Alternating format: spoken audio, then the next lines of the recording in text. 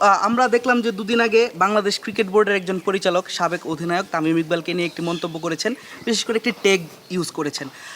Bangladesh cricket বোর্ডকে আসলে ক্রিকেটাররা পরিবার হিসেবেই দেখে, পরিবারের মানুষের কাছ থেকে এমন মন্তব্য পাওয়া তারা ব্যাপারটাকে স্বাভাবিকভাবেই স্বাভাবিক নিচ্ছে না। এই ব্যাপারটা নিয়ে আসলে আপনার মন্তব্য? অনেস্টলি যদি আমাকে জিজ্ঞেস করেন, আমি গতকালকে থেকে এই বিষয়টা সম্পর্কে কিছুটা জানা শুরু করেছি ম্যাচের পরে। আমি তার আগে একদমই নোটিস করিনি, কারণ আসলে স্বাভাবিকভাবে আপনারা জানেন যে আমরা একটা লম্বা ব্রেকের পরে এসেছি, পরপর দুইটা ম্যাচ ছিল।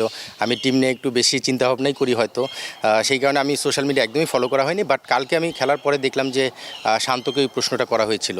তো সেখানে শান্ত চমৎকারভাবে বলেছে, আসলে আমরা প্লেয়ার যারা রয়েছি, ফর্মার প্লেয়ার বলি, কারেন্ট প্লেয়ার, আমরা যে দেশের জন্য যারা খেলেছি বা ইভেন আমাদের ডোমেস্টিক ক্রিকেটও যারা খেলে, প্লেয়াররা সম্মানটা আশা করে সেই সম্মানটা থাকা উচিত। এখন কেন কোন পরিপ্রেক্ষিতে উনি বলেছেন বা তামিম কি স্ট্যাটাস দিয়েছে এটা সম্পর্কে আমি খুব বেশি জানি না। সো যদি এরকমটা হয়ে থাকে, এটা আমরা আসলে ক্রিকেটার আরেকটু সম্মান আশা করি সবার কাছ থেকেই।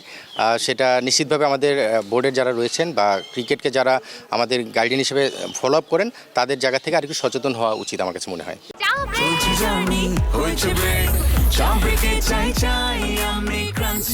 যে কোনো চা ব্রেকে বিস ক্লাব ড্রাই কেক, চায়ের সাথে আয়েশ। ভাইয়া, অনেকগুলো ম্যাচ হচ্ছে, প্রায় প্রতিদিনই আসলে ম্যাচ হচ্ছে বিপিএলের।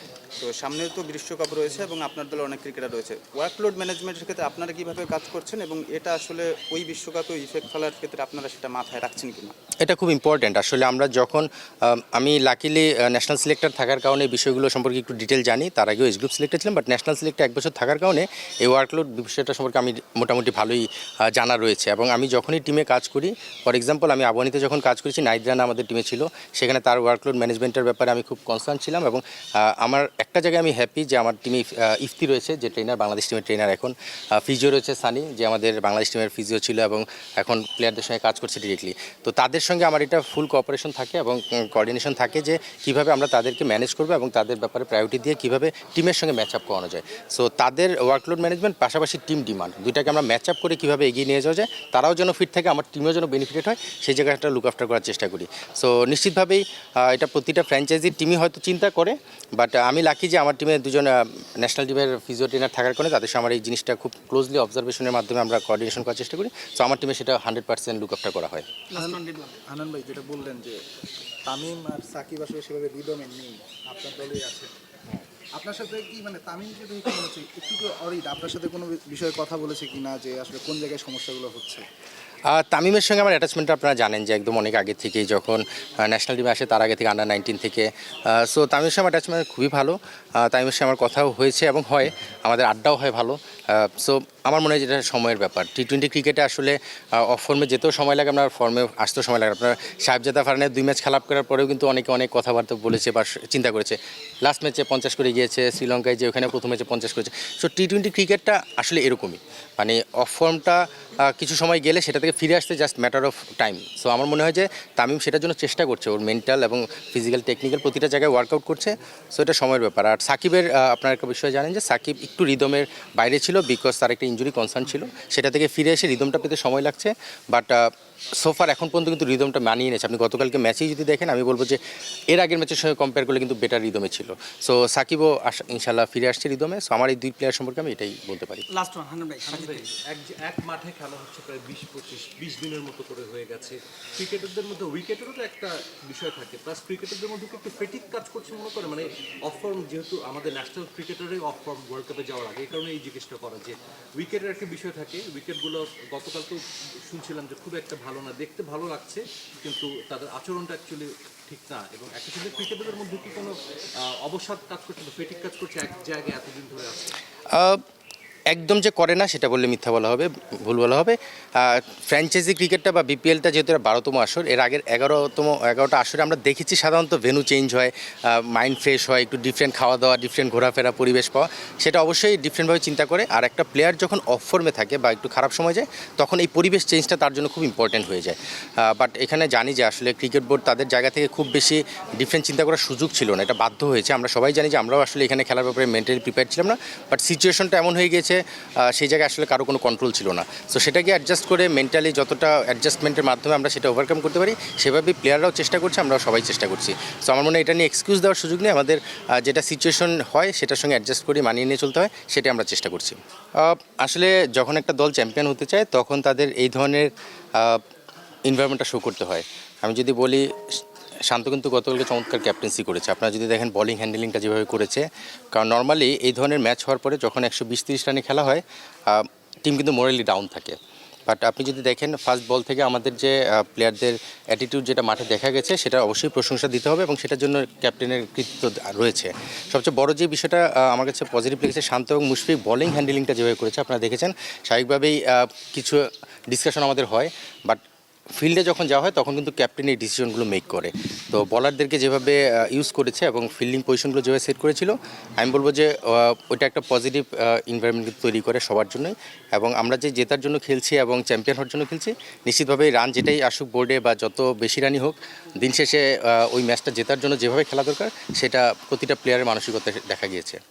একটা জিনিস হলো যে আপনাদের টিমে অনেক আমাদের দেখছি যে যারা প্লেয়ার আছে, যারা সাইডেও আছে, বেঞ্চেও আছে, যা অনেক স্ট্রং প্লেয়ার, আপনার আনবিলিভেবল জিসান বা সাকলাইন, ওরাও এবার খুব ভালো খেলতেছিল, কিংবা আকবর কত ম্যাচে সুন্দর সুযোগ পেল।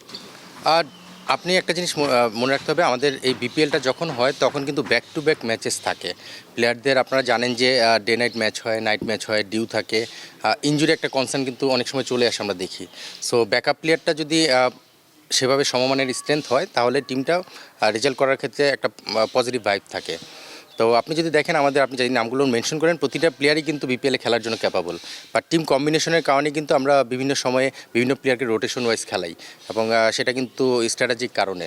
সো সেটা টি-20 ক্রিকেটে একটা জিনিস হয়, যখন ব্যাক টু ব্যাক ম্যাচেস থাকে তখন কিন্তু ওই যে রিকভারি টাইম, তারপরে কিছু স্ট্র্যাটেজিক প্ল্যান থাকে, অপোনেন্ট টিম কন্ডিশন, এই বিচার বিশ্লেষণ করেই কিন্তু টিম সাজাতে হয়।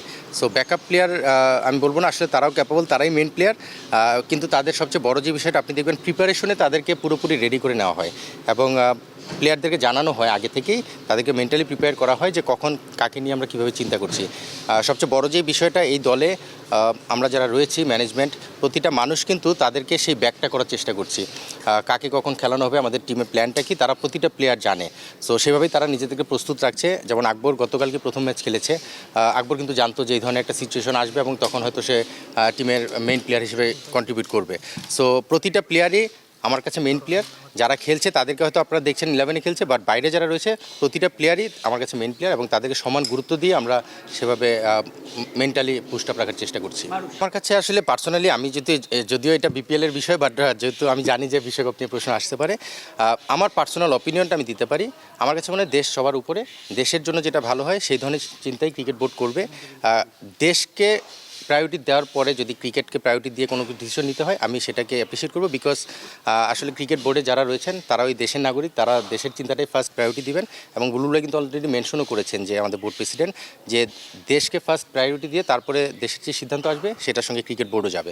সো আমার মনে হয় যেটাই সিদ্ধান্ত হয় অনেক চিন্তা ভাবনা করে, অনেক ডিসকাশনের মাধ্যমে সিদ্ধান্তটা আসবে। যেটাই আসবে আমার কাছে মনে হয় আমরা সেটার সঙ্গে পজিটিভভাবে চিন্তা করা উচিত। হানান ভাই, গতকালকে ঢাকা ক্যাপিটালসের মালিক সিইও উনি অভিযোগ করেছেন কিছু যে অ্যান্টি কারাপশনে তারা আর কি জোর জবরদস্তি চালাচ্ছে টিমের পুরো বেশ, এবং তাদের এখানে ইনফরমেশন আছে 30 জনের মোবাইল সিজ করা হচ্ছে, কাটটাও করা হচ্ছে। আপনাদের টিমের অভিজ্ঞতাটা জানতে চাচ্ছি, যে এবারকে একটু বেশি বাড়াবাড়ি, আপনি তো অভিজ্ঞ, মানে অনেকদিন ধরে বিপিএল করছেন, এটাকে কিভাবে দেখছেন বা আপনাদের এক্সপিরিয়েন্সটা একটু জানতে চাচ্ছি। অনেস্টলি এবার অনেক কড়াকড়ি রয়েছে, এটা সত্য, এটা বলতেই হবে। কারণ এর আগে আমি ম্যানেজার হিসেবে কাজ করেছি, অ্যাসিস্ট্যান্ট কোচ হিসেবে কাজ করেছি। স্বাভাবিকভাবেই যখন এন্টি কারাপশন ইস্যুটা এসেছে তখন দেখেছি যে এই জায়গাটায় যেভাবে ডিল করা হতো এবার তার চেয়ে একটু ডিফারেন্টভাবে ডিল করা হচ্ছে। কড়াকড়ি করার ব্যাপারে কিন্তু আমরা সবাই পজিটিভলি নিচ্ছি এবং আমার মনে হয় যে সেটা অ্যাপ্রিসিয়েট করা উচিত। বাট যেটাই ঘটবে, যেটাই ঘটানো হবে বা যেটাই দেখা হবে সেটা প্রসেসের মধ্যে থেকে, নিয়মের মধ্যে থেকে করা জরুরি।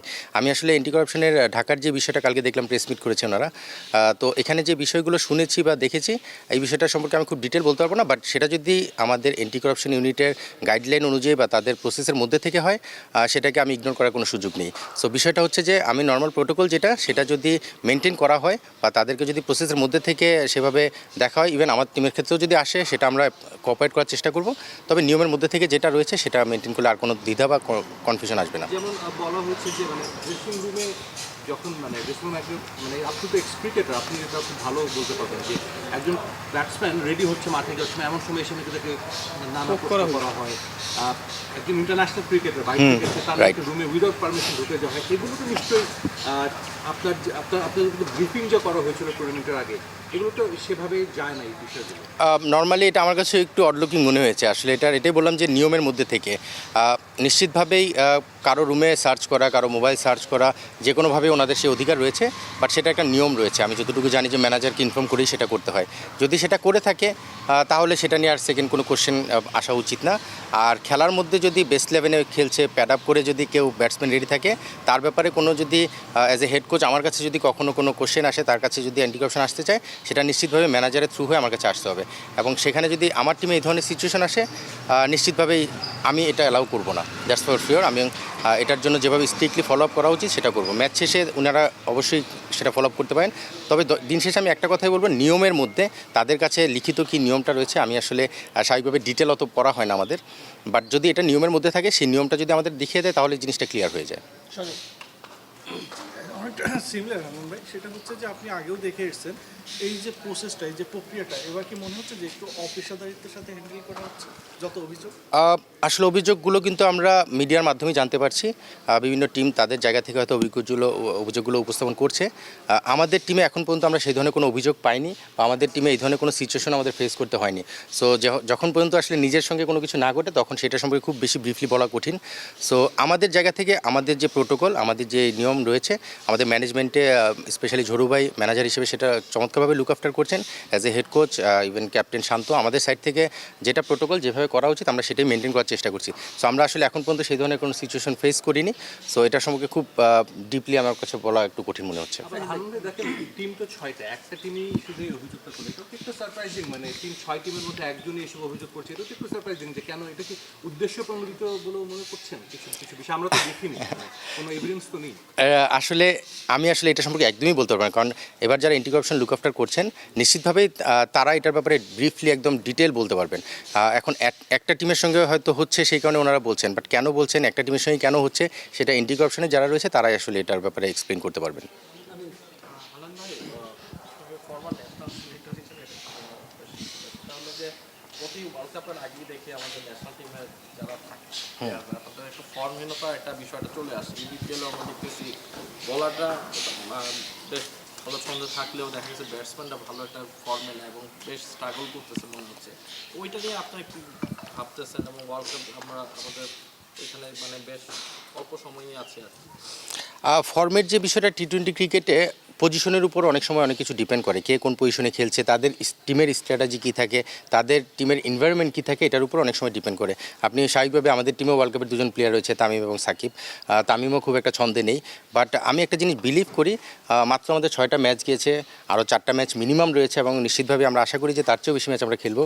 সো তামিমের ফর্মে ফেরাটা একটা সময়ের ব্যাপার। ওয়ার্ল্ড কাপে যাওয়ার আগে যে ম্যাচগুলো রয়েছে, তামিম সেটা নিয়ে কাজ করছে, এবং আমরাও স্বাভাবিকভাবে টিম ম্যানেজমেন্টের সাইড থেকেও সেটা নিয়ে কাজ করছি। আমার বিশ্বাস যে যারাই অফ ফর্মে রয়েছে, তারা সেই ফর্মটা ফিরিয়ে আনার জন্য এখনও সময় রয়েছে। কারণ টি-20 ক্রিকেটে কিন্তু 1-2টা ম্যাচ ভালো খেললেই কিন্তু আবার কনফিডেন্স বা রিদমটা ফিরে পাওয়া যায়। তবে টি-20 ক্রিকেট একটা জিনিস লক্ষ্য করতে হবে, যারা টপ অর্ডারে ব্যাটিং করে তাদের অনেক সময় কিন্তু টিম স্ট্র্যাটেজির কারণে, ডিফারেন্ট প্ল্যানের কারণে অনেক সময় তারা ফেল করে। বাট আমি আসলে এটা নিয়ে খুব বেশি ওয়াইড হতে চাই না, বিকজ এখনও হাফওয়ে বাকি টুর্নামেন্টের, এবং নিশ্চিতভাবেই তারা ফিরে আসার জন্য হার্ডওয়ার্ক করছে, এবং সেটা দেখাও যাচ্ছে। তামিম বা সাইফের কথা আমরা বলতে পারি, তারা কিন্তু হার্ডওয়ার্ক করছে, নিজেরা প্রিপারেশন নিচ্ছে। অনেক সময় হয় না যে একটা ক্রিকেটার অফ মুডে থাকে, বা যে কোনো কারণে হোক তার ফর্মটা আসছে না, ওই খারাপ সময়টা কাটিয়ে ওটা একটা সময়ের ব্যাপার। সো সেই সময়টা এখনও আমাদের আসে, বিশ্বাস করি যে তারা অবশ্যই ফর্মে ফিরে আসবে। নন্দন ভাই, টিম স্ট্র্যাটেজির যে কথাটা বললেন, ওইটার কারণে কি মনে করেন যে বিপিএলটা কি আসলে আইডিয়াল প্রিপারেশন হয় কিনা? কারণ আমাদের তো বিপিএল এর পরে কোনো সিরিজ বা ওইভাবে শিডিউল করাই থাকে না কখনো। এটা হয় কি, টিম অকশনের মাধ্যমে হয় বা ড্রাফটের মাধ্যমে হয়। এবার অকশনের মাধ্যমে হয়েছে। টিমগুলো যখন প্লেয়ারদেরকে পিক করে, সেই প্লেয়ারদের পিক করার পরে তাদেরকে নিয়ে তাদের টিমগুলো কী স্ট্র্যাটেজি সাজায়, সেটা সেই টিমই বলতে পারবে। বাট ইন্ডিভিজুয়াল প্লেয়ারের হাতে খুব বেশি চিন্তা করার সুযোগ থাকে না। টিমের প্রায়োরিটি জায়গা থেকে অনেক সময় টিমের জন্য খেলতে হয়, প্ল্যানের সঙ্গে অংশীদার হতে হয়। সো সেই জায়গা থেকে প্লেয়ারদের যখন যেখানে অপরচুনিটি আসে, সেটাই আমার মনে হয় যে বেস্ট ট্রাই করা উচিত, এবং ট্রাই করছে তারা। বাট আসলে ফ্র্যাঞ্চাইজি ক্রিকেটে এটা বলা যাবে না যে আমি এজ এ ওপেনার আমাকে ওপেনই করতে হবে, বা আমি 4 নম্বরে খেলে আমাকে 4 নম্বরেই খেলাতে হবে। এভাবে আসলে ওইভাবে বলা যায় না। যেটা ঢাকা প্রিমিয়ার লিগে হয়তো টিম যেহেতু নিজের চয়েসটা থাকে, নিজের অপশনটা থাকে, সেটা ডিফারেন্ট। বাট আপনি যেটা বললেন যে ওয়ার্ল্ড কাপে আমাদের যে প্লেয়াররা রয়েছে, তাদের পজিশনটাই যদি তারা খেলতে পারে, তাদের কনফিডেন্সটা ভালো নিয়ে তারা যাওয়ার সুযোগ পায়। বাট আমার মনে হয় যে বিপিএলে এর চেয়ে বাইরে কিছু বলার নেই, তখন যেখানে সুযোগ পাবে সেখানেই তাদের কনফিডেন্সটা নিয়ে যাওয়া উচিত।